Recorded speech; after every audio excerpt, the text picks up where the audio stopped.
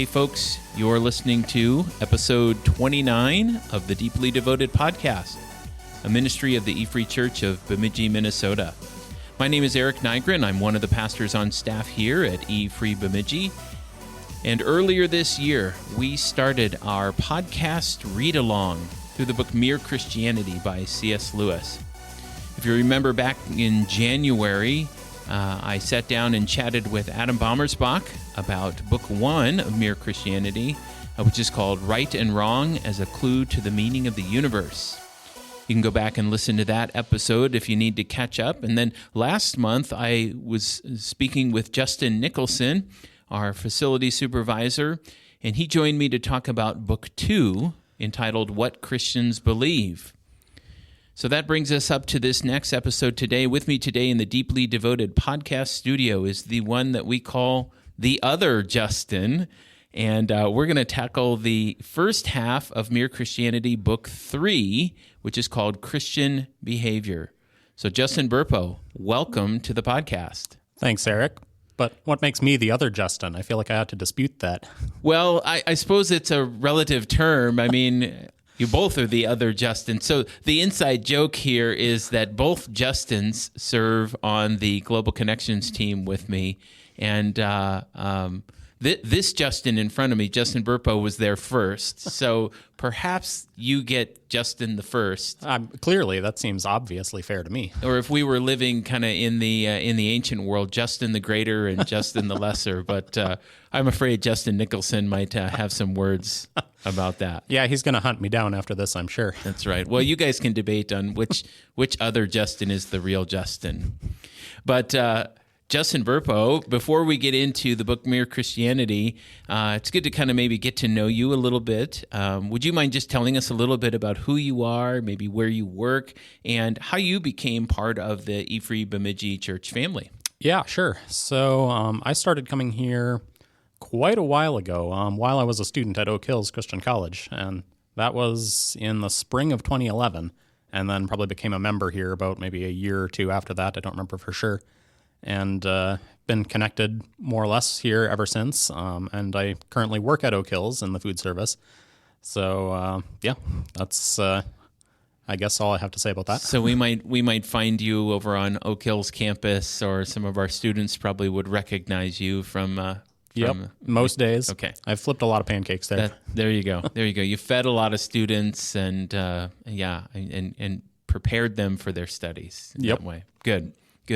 Well, something that's true of both of us is that you are a fellow Trinity Evangelical Divinity School graduate. Mm-hmm. For those that don't know, TEDS is the seminary, the divinity school in the Chicagoland area, Deerfield, Illinois, for the Free Church. Although a number of students there aren't necessarily from Free Church backgrounds. But Justin, when you were a student there, what did you study at Trinity? Yeah, so it's a bit of a mouthful. I have 2 master's degrees from Trinity, and the first one is in Biblical and Ancient Near Eastern Archaeology and Languages, which I got mostly to make me sound smart.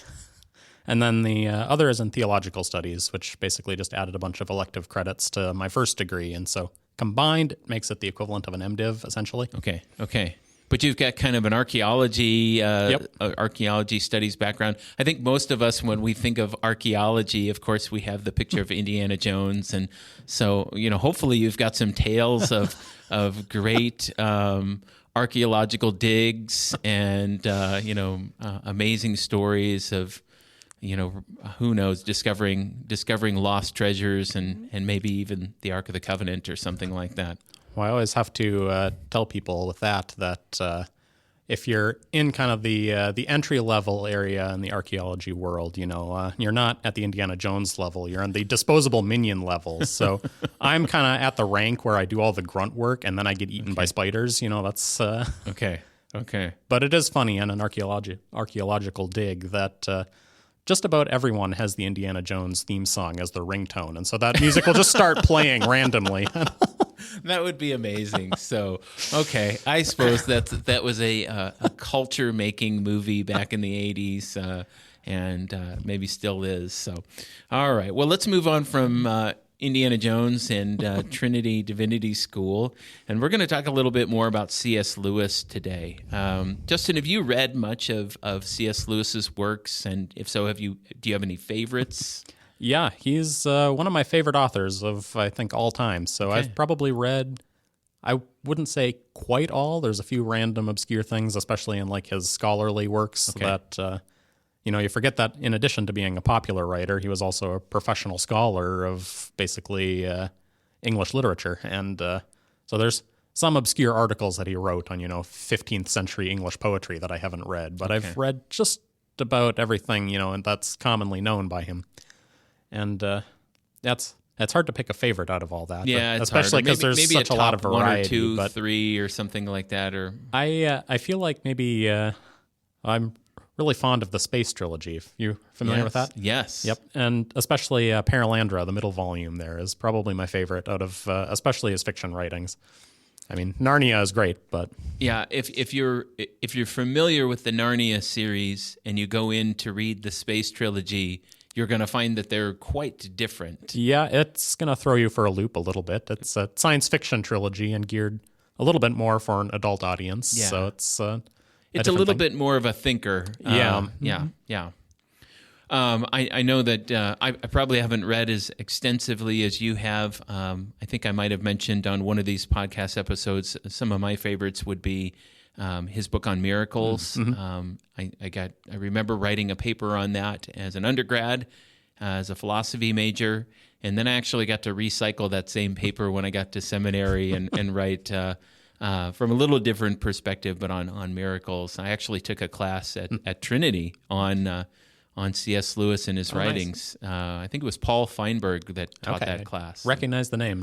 Never had him. Many years ago, but that was how I acquired some of those books here. But well, we're going to get into the Mere Christianity a little bit more. We're talking really about the first half of Book 3. If you look at Book 3 of Mere Christianity, you'll notice it's like 12 chapters, and so we would be here for a couple hours if we tried to work through 12 chapters, Justin. So we're going to just look at chapters 1 to 6 today. And even then, even before we started recording here, Justin and I were talking, and I was telling him, the goal here is there's no way we're going to be comprehensive. We just want to hit maybe some of the highlights here. But let's start. Makes sense. Let's start with chapter 1 here. And chapter 1 is a chapter he calls The Three Parts of Morality. And I'm going to grab my copy of the book here. And I marked this, page 72. I've got all kinds of markings in my edition here. Let me just read something from page 72. I think this is the fifth paragraph of the edition that I've got, the edition that we had for sale here at the church. Lewis says this. He says, morality, then, seems to be concerned with 3 things. That's the whole theme of this chapter. Firstly, with fair play and harmony between individuals. Secondly, with what might be called tidying up or harmonizing the things inside each individual. Thirdly, with the general purpose of human life as a whole, what man was made for, what course the whole fleet ought to be on, what tune the conductor of the band wants to play. And that last part was kind of a reference to an illustration he had earlier in the book.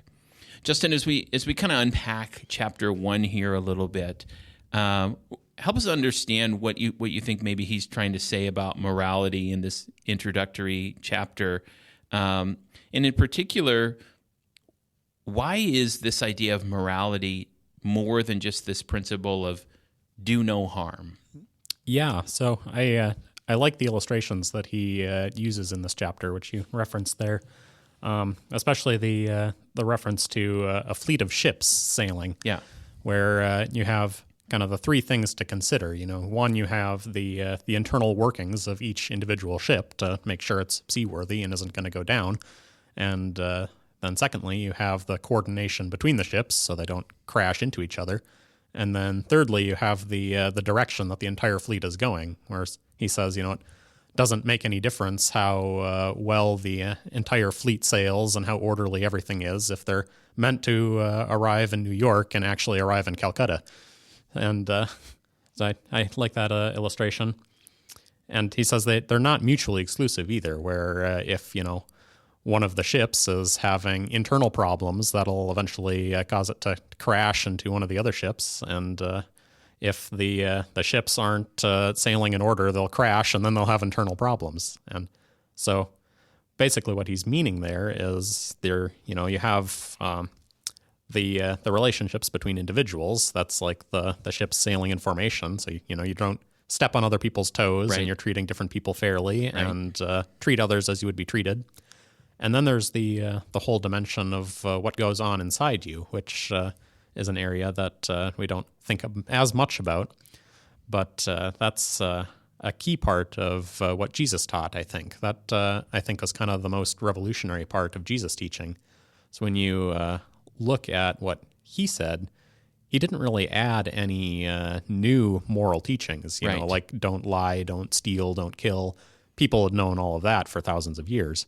The revolutionary part about Jesus' ethical teaching was that he, moved beyond that into the state of your, internal self. Yeah. It's not just how you're treating others, but how you're, or not just how you're treating others in the real world, but also how you're treating others inside your own head that counts. That, right. And I think Lewis also makes the point there that it makes a pretty big difference if you think of ourselves as belonging to ourself or ourselves as belonging to God, or like to use his ship analogy, if he is, or if, you are the owner of the ship, or if you're renting the ship from someone else, that makes a big difference how you treat it. Yeah. And it makes a big difference as to whether it matters if the internal parts of it are in order or if you can just kind of float by. Yeah, so he gets into this picture here of, if you don't consider all three of those aspects, it's really easy to reduce morality to, well, as long as I'm not doing harm, it's okay, it's moral. And I feel like we hear that even today. Justin, what do you think about that response, and maybe what would Lewis say to that idea of, morality is just do no harm? Yeah, I mean, I think kind of went over that a little bit already, but also you have the third area that he talks about here, which is, I think, a big area that is probably the most unfamiliar to a lot of people today, and also when Lewis wrote this.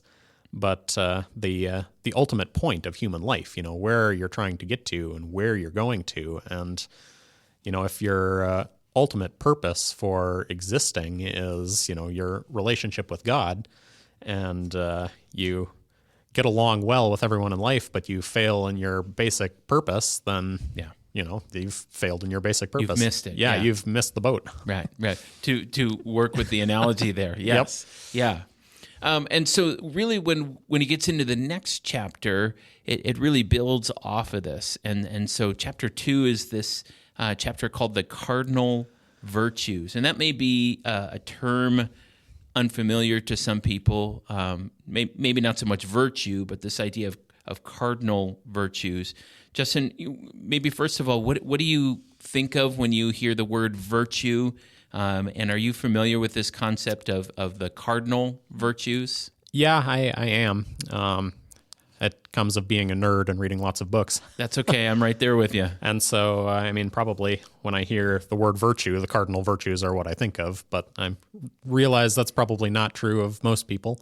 No, it goes back quite a ways, actually. Yeah, so that idea of the cardinal virtues, from my understanding, it originates from Plato's Republic.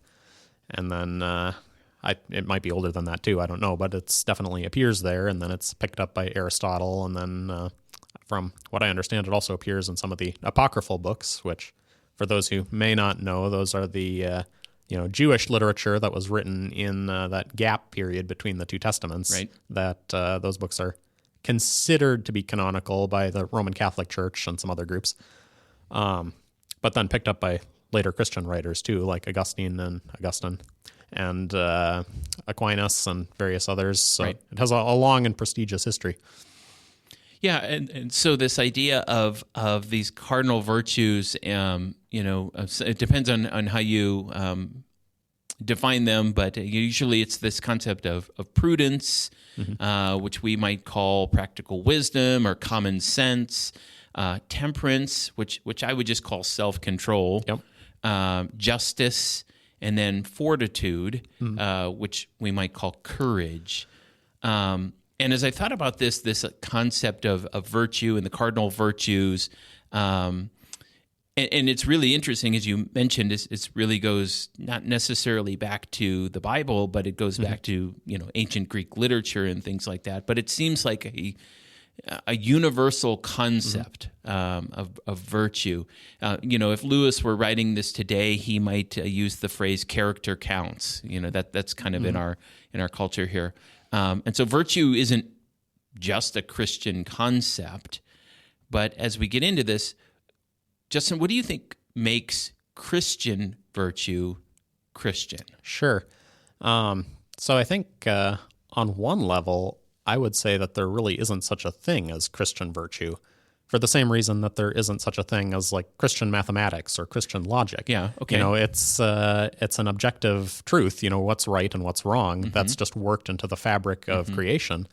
And, it's part of what we'd call general revelation rather than special revelation, which I don't know if we want to get into that distinction very much, but Lewis makes a big point of this both in this book, and then he develops it further in The Abolition of Man and elsewhere, where he points out how, virtually every culture throughout history, every people, they have this common idea of right and wrong. Yeah. And in The Abolition of Man, he lists a whole bunch of specific illustrations from, all over the world and all through history of, how, people have varied in, some particulars, and especially in terms of practical application and who this applies to. Does this apply to just members of your own clan, or does it apply to everyone? That's kind of the biggest difference. If you were to talk to some ancient person from some ancient civilization, the idea to treat other people fairly, that wouldn't surprise him. The surprising part would be that applies not just to his own clan, but to the bad guys over there. That's right. Kind of the extent of it. Yeah. So, you could also say, it'd be just as true that there isn't such a thing as virtue that isn't Christian.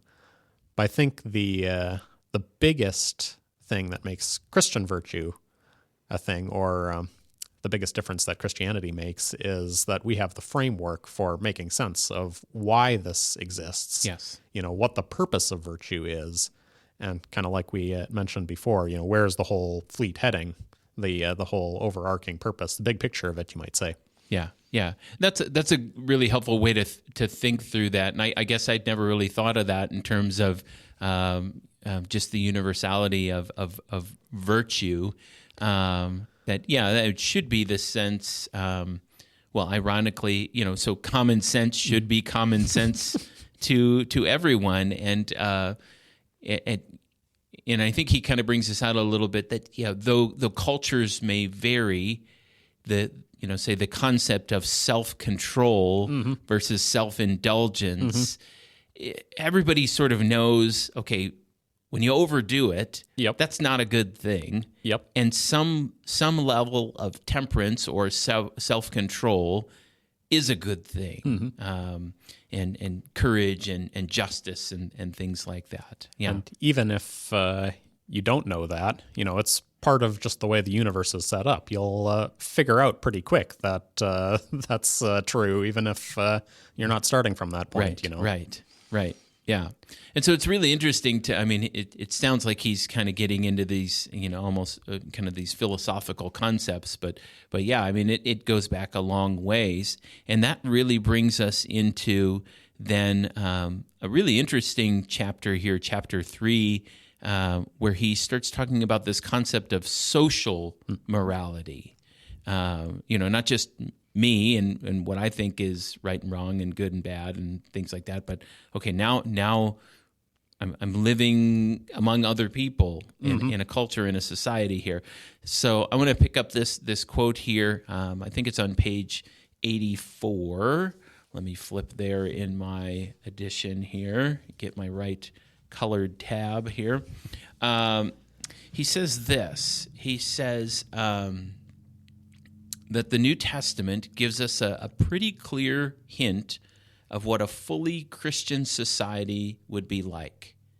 And then he goes on later, a little bit later, and he says, if there were such a society in existence, and you or I visited it, I think we should come away with a curious impression.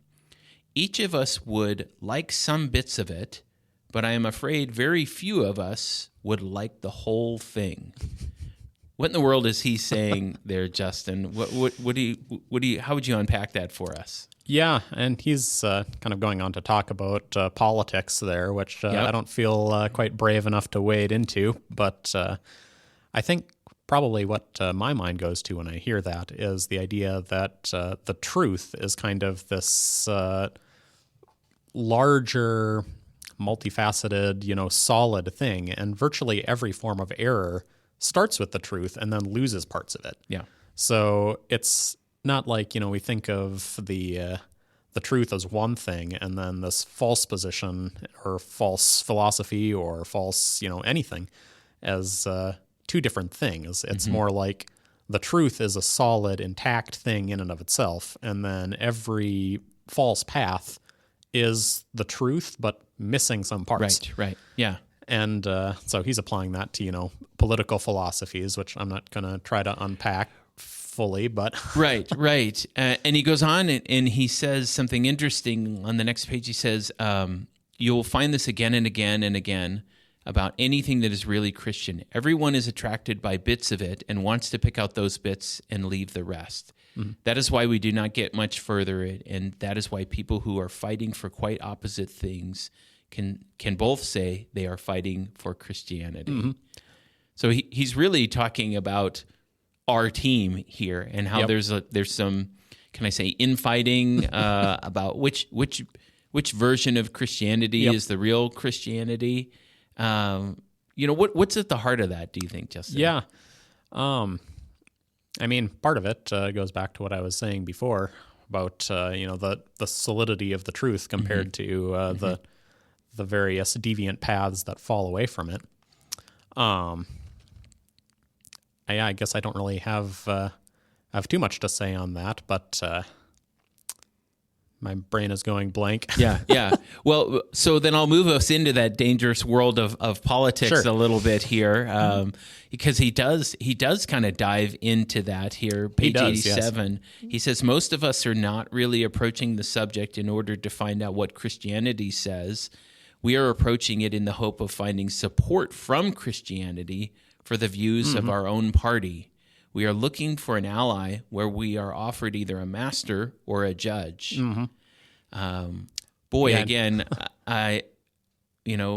can kind of hit close to home. It does hit close to home, and without going down a really specific rabbit trail of politics, what might Lewis, if he was writing today and he was posting an article online, something like that, he was recording a podcast or something like that, what would, maybe not the specifics of which party is right and which party is wrong, but principally, what do you think he would say to us today? Yeah, part of it, I think he would say exactly what he says here, because it's interesting if you look through the book. And to make a confession, I didn't read the entire book again beforehand, so there might be references I'm forgetting. Yeah. But he wrote this in the middle of World War II. Yes. And hardly ever actually references World War II during the course of this. He is interested in kind of the timeless facts, not the contemporary facts. And because of that, his book has remained, relevant, whereas it would have... if he'd focused on specific things in 1943, then it would have quickly lost a lot of its relevance to today. Right. He's not taking the time to make some comments about Nazi Germany or what was going on in Russia or the Pacific or something like that at the time. Yeah. Right. Yep. Somewhere, I'm not remembering if it's in Mere Christianity off the top of my head, but he talks about the dangers of being Christian or if your viewpoint or your philosophy is Christianity and socialism or Christianity and capitalism or Christianity and stamp collecting. Right. I don't know, anything that's put on that same level.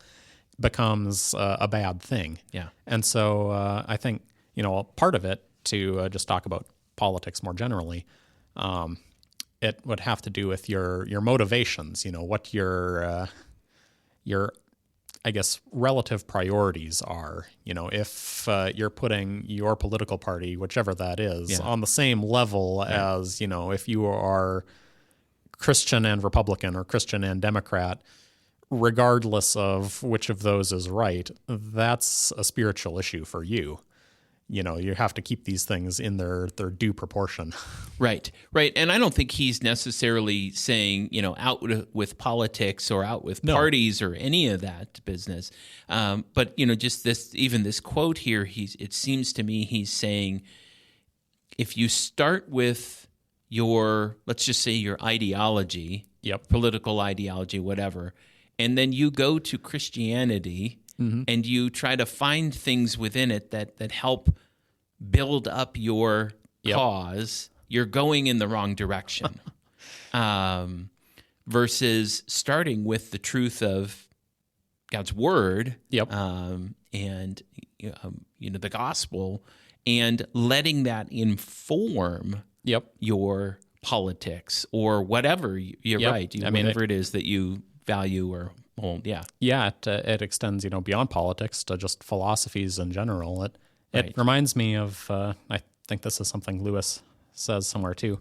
That's the problem with having read so much of Lewis, is that I remember a lot of it, but it all melds together in my head. So I don't remember where the quote is, but talking about kind of the quest for the historical Jesus sort of a thing, where he kind of pokes fun, I think, at some English philosophers from I think English idealists from the early 1900s who sorted through what Jesus historically did and what Jesus did not do according to them, and found out, much to their relief, that Jesus was actually an English idealist philosopher. Sort of reinterpreting Jesus in their own eyes. Right.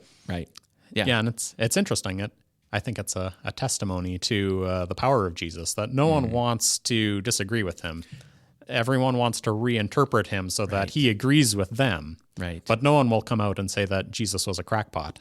Right. And to that idea, though, it's that if we hypothesize and we say, if Jesus were here today, what team would he be on? Whether we're talking about politics or which denomination would Jesus most align with, and things like that. And of course, we would all say, well, mine, of course. Right. And so I think that's kind of where Lewis is going, is be really careful there. Yep. If Jesus were to show up among us today, those kinds of questions would be the farthest thing from our mind, I think. Right. Absolutely. So beware of that in your own heart, and beware of that sort of philosophy out in the world here. Yep. Yeah. I have to admit, Justin, when I got to chapter 4, this one on morality and psychoanalysis, it was probably the most difficult one for me to really wrap my head around. I haven't done a lot of study in the realm of psychology and things like that, but so I tried to find some things that I could grab onto in this chapter here. And he did make one statement that kind of stood out to me as being rather relevant to our world today. This would be on, let's see here, page 92. I've kind of got it as paragraph 8. He says this. He says, people often think of Christian morality as a kind of bargain in which God says, if you keep a lot of rules, I'll reward you, and if you don't, I'll do the other thing. And it's interesting, the other thing, it's kind of vague there. Sounds ominous. Yeah, if you keep a lot of rules, I'll reward you, and if you don't, I'll do the other thing. He's saying that, a lot of people sort of think that way about Christian morality. So unpack that a little bit for us, maybe, Justin, and then how might we see that attitude reflected in our world today? Yeah, I think what he was getting there is that God doesn't want people who just follow a certain list of rules, but wants people of a certain sort, I think is how Lewis phrases it. Yeah. Which kind of ties back to the first chapter we talked about. He doesn't want people who just sale information, to go back to the fleet analogy, but also who are in order internally. Yeah. But I also want to talk a little bit more about that chapter as a whole. I think kind of the main idea in there that he kind of addresses at length is the distinction between a person's actions and the internal material that they're working with. Yeah, right. And so, that kind of plays into the question that I'm sure many of us have felt, or, that tension between seeing, two people, and one is a Christian and not a very nice person, and the other person is not a Christian and also just a wonderfully nice person. Right. And, if Christianity is true, how do we make sense of that? Shouldn't the fact that the one person is a believer in relationship with God and indwelt by the Holy Spirit and all of that, shouldn't that be, making them a better person than a person who doesn't have that? Yeah. And kind of what Lewis draws out there is the fact that we're not seeing everything that's going on inside, what the starting position is. Yeah. So to use an analogy, it's kind of like you see two people giving a donation to a charity, and one person gives $10 and the other person gives $1,000. And, we might assume from that the person who gives $1,000 is being much more generous. Right. But maybe the person who gave $10 was giving away their grocery money for the month, whereas the person who gave $1,000 has millions of dollars that's just laying around they're not using. Yeah. And so it's, you can't judge a person's relationship with God based solely on their outward actions, or as it appears to us. You kind of have to leave some of that up to God. Right. And talking about like psychology and therapy and stuff, what Lewis is saying there is that the purpose of that is to give a person, better material to work with. Yes. So to use my money analogy, the purpose of psychology would be essentially giving the person who gave $10 a better income, more money to work with. But then where morality comes in is how he spends that, what you do with that. You can have all the best psychological material in the world and not be using it as you should. Yeah. Yeah, it was definitely a complex chapter, but thanks for helping kind of wrap our minds a little bit more around that. But it is interesting, again, as you were saying earlier, it's helpful to think about, even though Mere Christianity is kind of, it seems like an evergreen, timeless book, it was written in a particular time, in a particular context, and just, so not even in the World War II era, but, in this era of kind of new ideas in psychology, and what was going on in the world there. And so, this is the world in which he was living and writing and speaking to people and helping them process, some of the other things that were going on in their world. Yeah. Yeah.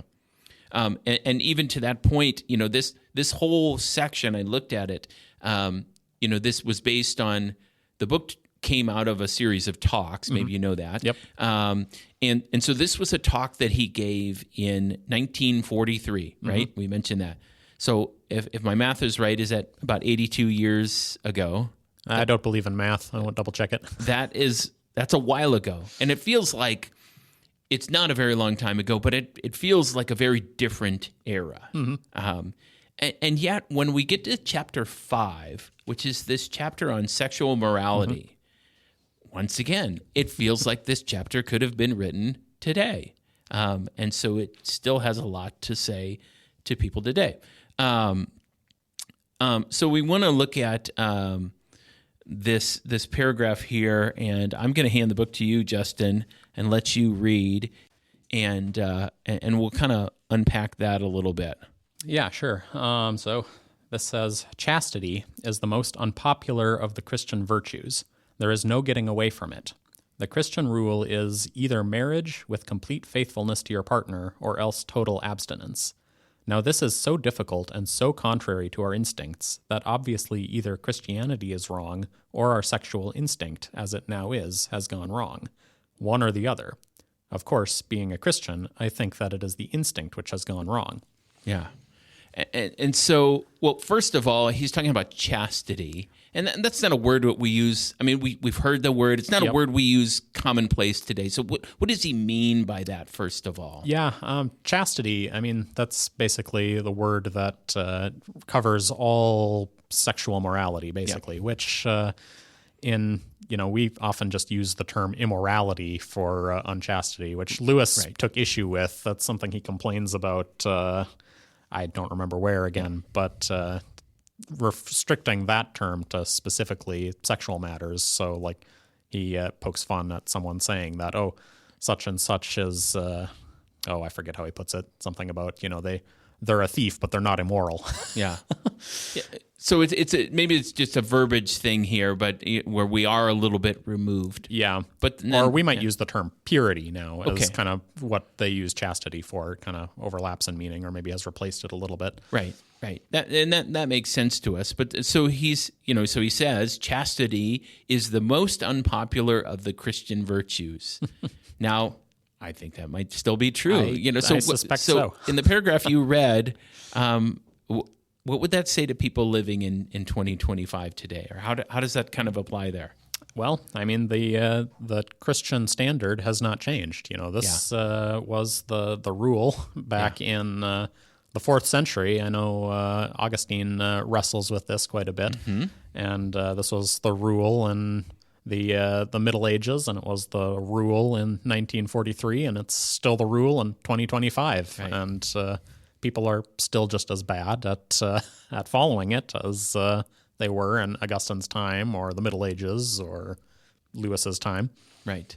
And we even hear that in popular culture or in the news world, of just kind of an amazement that Christians just seem so backwards, and that's just it. Is that nothing has changed? This has been the standard for as long as Christianity has existed, and before that, and nothing's really changed in the broader world or in the human condition either. Correct. We talk about Christianity being really old-fashioned in this regard and really strict in this regard, but you go back to Roman times, and the same thing was true. The broader culture had just as much difficulty dealing with this as they do now, and we think of things like the sexual revolution making a big difference to how people view these topics. Right. When really it hasn't. People have struggled with chastity and struggled with sexual purity just as much all through history as they do now. And I don't really think that people are any more chaste or any more unchaste today in 2025 than they were 100 years ago or 1,000 years ago. Yeah, and I think that's a good historical perspective, too. It's that it can feel like the generation you're in is the worst it's ever been. And, this has got to be the most perverse generation, the most immoral generation that's ever lived on the planet. Yep. And I think, to your point, maybe not, and probably not. That's not to say that there isn't, things that should grieve us, but this is not new. Yeah, it definitely is not. Yeah. And, I think there's probably some differences from age to age and time to time. Sure. Like, probably one effect of the sexual revolution, or two effects. On the one hand, it's so much more blatant now, which on the downside, that exposes people to a lot more temptation in this area, a lot more cultural pressure to conform. Yeah. But on the plus side, it probably means there are fewer hypocrites running around who... Right. Yeah, and so there are consequences that show up in every generation as we wrestle with some of these morality conversations here. Yeah. Well, let me keep reading here. I'm gonna. Thank you. We're just passing the book across the table here. That's what the noise is in the background. But page 100. And so, hey, we're 100 pages into this book here. Paragraph 10. Really starting at the top of the page, here's another thing that Lewis says that kind of stood out to me. He says, in the first place, our warped natures, the devils who tempt us, and all the contemporary propaganda for lust combine to make us feel that the desires we are resisting are so natural, so healthy, so reasonable, that it is almost perverse and abnormal to resist them. poster after poster, film after film, novel after novel associate the idea of sexual indulgence with the ideas of health, normality, youth, frankness, and good humor. Now, this association is a lie. Like all powerful lies, it is based on a truth, the truth, acknowledged above, that sex in itself, apart from the excesses and obsessions that have grown around it, is normal and healthy, and all the rest of it. The lie consists in the suggestion that any sexual act to which you are tempted at the moment is also healthy and normal. Again, I mean, that might be a paragraph that as I read this, I probably read it 2-3 times because I really wanted to understand what he's getting at here. But Justin, help us kind of understand, what was Lewis saying about the world in 1943? And again, how does it relate to 2025? Yeah, and I mean, part of the reason I think that sounds so relevant is, like we said, things haven't changed throughout history. Yeah. But also, as I think you also mentioned, 1943, in the broader picture, really wasn't that long ago. Yeah. And so you're kind of seeing some of the same trends that brought us to where we are today are at play there. Right. And, the long-term picture of things, we're on that trajectory. But he goes on there, I think, to say or talk about how it's not a struggle between like Christian morality and nature. It's a struggle between Christian morality and other, I don't know if moralities is really the right word, but like those impulses that you have, whether sexual impulses or, any other kind of purely natural impulses, Right. you have to find some way to control them. You can't just indulge every single impulse. Right. You have to have some standard by which you're going to reject some and admit others. Right. And, Lewis says that the Christian standard may be a little more strict than some, but we also believe we get help towards attaining that we don't get in other cases. Right. Yeah, and I think that's helpful, Justin, and I think it goes back to the concept of virtue and, of temperance and self-control is that on one level we understand, yes, if I were to go, to some fast food place and eat until I was sick, that would be, I guess we could use the same way, perverse. Yep. And so that makes sense to us, and we all understand. Okay, I need to self-regulate, but here in the realm of sexual morality, we sort of flip a switch and we say, if my inward self is telling me this is a good thing, then have as much as you want. Seek as much pleasure, because pleasure is good. Yep. And that kind of goes back, to the very first chapter we talked about, where if you're your own master and if there's no particular place where you're heading with your life, then, why not just, you can damage yourself as much as you want by indulging in whatever you want, and so long as it doesn't hurt anyone else, what's the big deal? Yeah. But if you don't belong to yourself, and if there is a purpose to your life, if there is a place where you're going, that is the sole reason for which you were created, the end for which you exist. Yeah. And, that makes a big difference. Then you can't just indulge everything. You can't destroy yourself, essentially, or you'll be missing the boat again. You'll be destroying something that isn't yours, first of all, and you won't reach your destination, which is your sole purpose to reach. Right. It reminds me of the what is the chief end of man, to glorify God and to enjoy Him forever. Right. Yep. Or we use that phrase. It reminds me of a song that we sing here on a Sunday morning.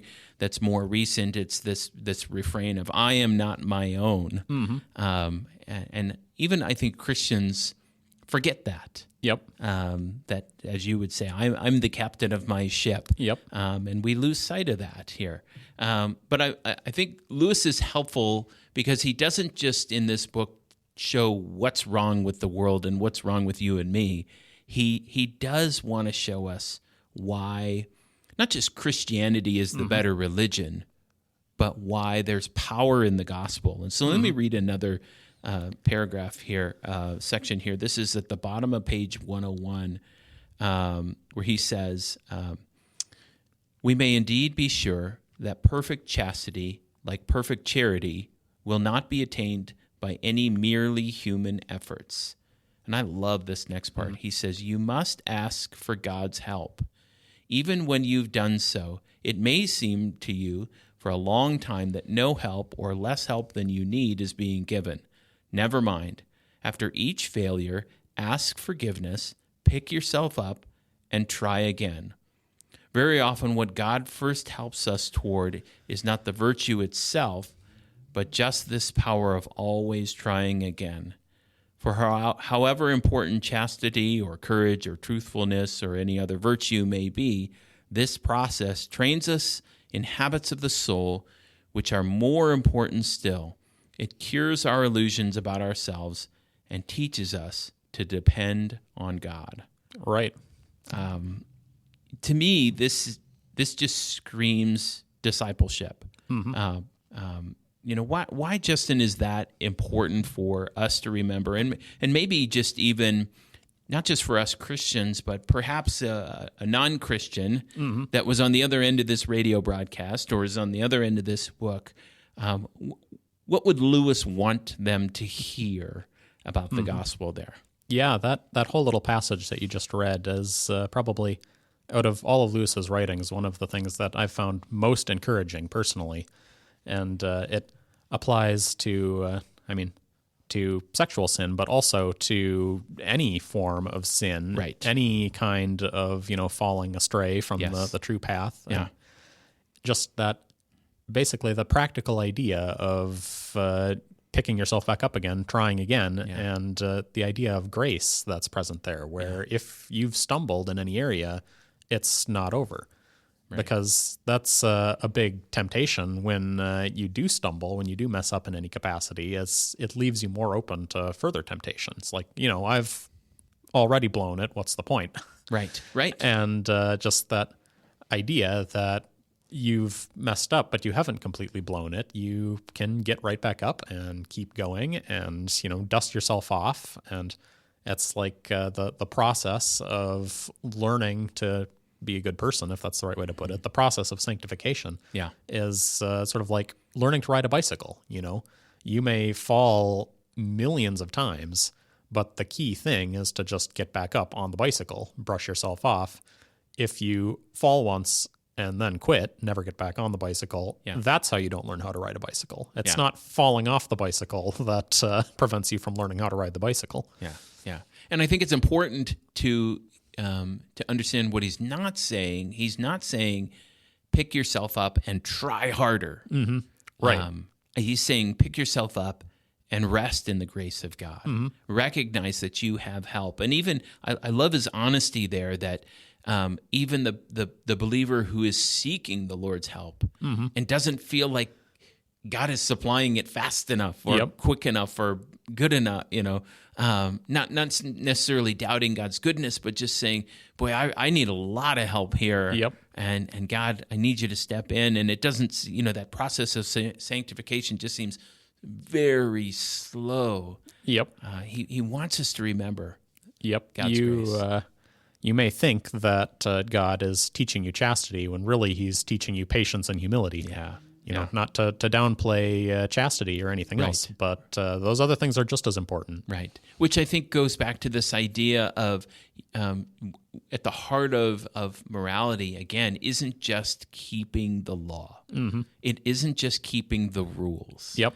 God didn't just, bring down the tablets from the mountain so that we would know what the rules were. Right. It's about the relationship with the Lord. Mm-hmm.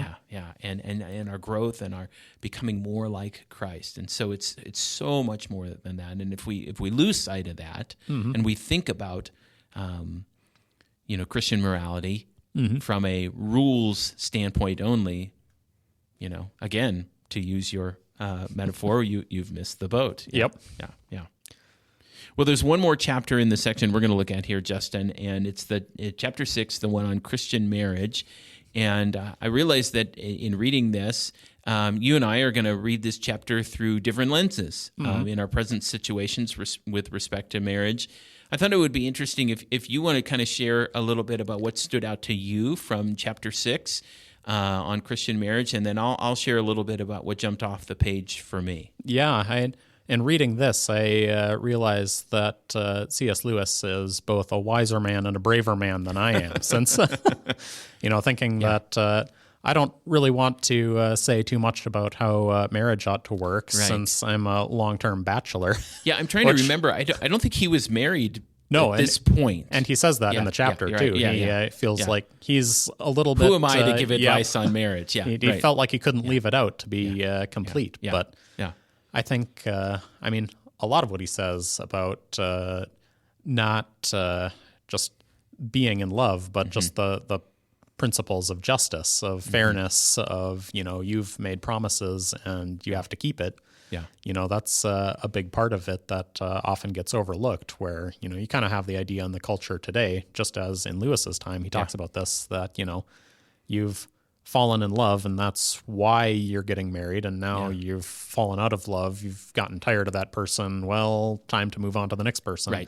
Right. And that's not the way it works. That whole process of falling in love is a great thing, but it's not the ultimate thing. It's not the reason you should be getting married, and it's definitely not the reason that you should be neglecting the promises you made. You know, there's that commitment.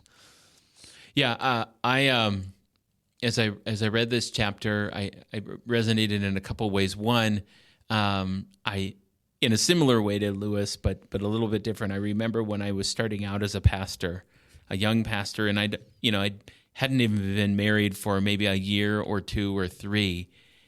And here I was sitting across from a couple giving marital counseling, and I thought that very idea of like, boy, I am not speaking from experience. I can tell you what the Bible says, but I can't give you a lot of advice personally speaking here. But as I thought about this concept, and you brought it up, this idea of that Lewis brings up of falling into love and falling out of love, and how that might impact the relationship and the permanence of that relationship.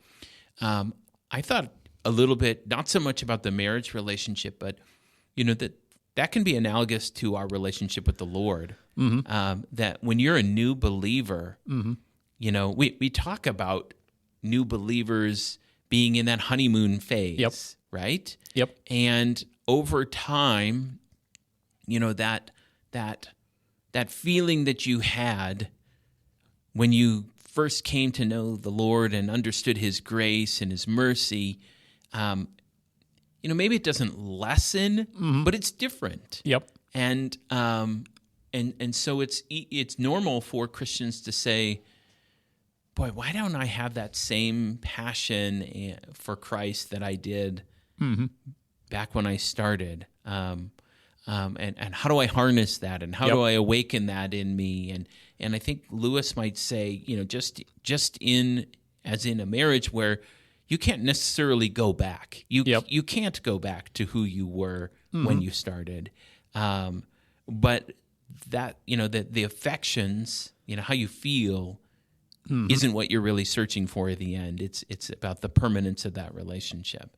So that really kind of stood out to me in what he's saying there. Yeah, you kind of have to have a nuanced view of emotion that views it as not a bad thing, but also not the ultimate thing. Right. He says that. Yeah. I think, emotions like that emotion of falling in love, or the emotions of elation upon, being a new believer and all of that, those are really good things. Yes. But they're morally neutral things. They depend as much on your digestion and on how much sleep you got the previous night and so many other factors that, in an ideal world, our emotions would always align with the external reality, but often they don't. And there's nothing you can do about that. Yeah. And so it's like the right emotions, those really positive emotions, should almost be treated as like a gift. Yeah. It's not something that you can force yourself to have, and it's not something you should worry about if it's not there. Yeah. It doesn't, or it shouldn't, affect your actions, your commitment, and I think there's an element too where if you stick to it without those emotions, eventually the emotions will come on their own part, Yeah. There's one of my favorite passages that I go back to again and again as I think about my own relationship with the Lord. It's in 1 Peter chapter 1, and I can't remember exactly the verse, but Peter, speaking about Jesus, and Peter was one of the 12. He was there with Jesus for a long time, right? Mm-hmm. He says this really interesting thing. He says to those he's writing, he says, though you've not seen him, you love him. And I always think about that mm-hmm. That Peter's basically saying your love for Christ isn't based on mm-hmm.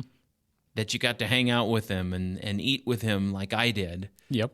It's based on who he is and what he's done. Mm-hmm. And for me, that's just been an anchor in my life, to think about, my affection for Christ and what is that rooted in and what it's based on. Yeah, and talking of love there, I think that's a frequent misunderstanding that people often have of thinking of love as primarily an emotion. Right. Of, liking that person or that thing. And so, you have people that are concerned about their love for God because they're not feeling that emotional level of connection for God. And, I'll be honest, it's often hard to feel that same level of emotional connection to God as to, the people in your life, and they're much more physical and present, and you're much more naturally inclined to feel warm emotions toward them. Yeah. But that's not what love primarily is. It's commitment. It's I think that emotional side of it isn't totally lacking, but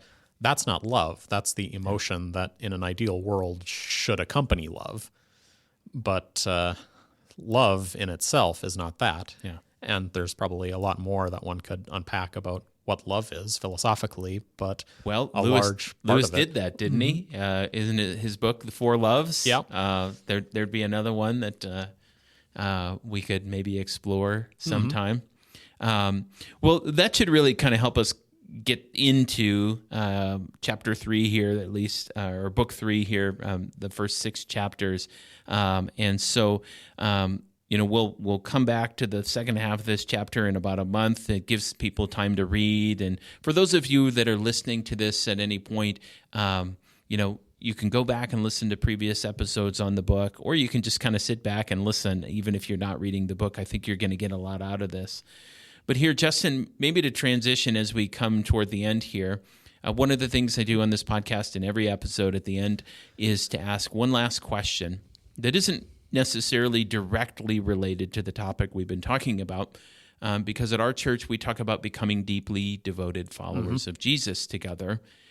This idea of our devotion to Christ.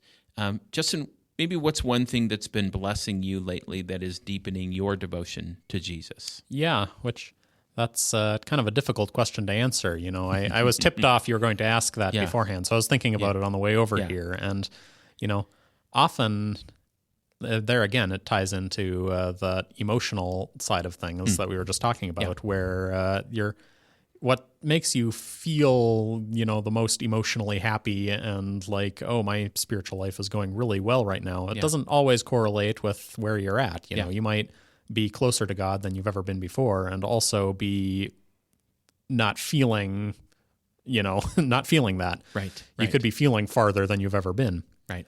But just to list one thing that I was thinking about today is just the beauty of creation. The harmony of it and the purpose in it, the fact that the beauty in it is intentional. I just read Genesis 1 this morning, and thinking about, God creating all these things and then saying, and it was good, and God saw that it was good. And you look at a tree and appreciate the treeishness of the tree, and think of the stars and the galaxies and, everything from the biggest things in the universe all the way down to the very tiniest little flowers or atoms or, tiniest little life forms, and all coming from an intentional creator who fully knew what he was doing when he did it. Yeah. Yeah. And not just design, but beauty in it. Yeah. Yeah, it's one of my minor soapboxes is saying that beauty is an objective thing. It's, not a subjective thing. That doesn't mean that it's not varied.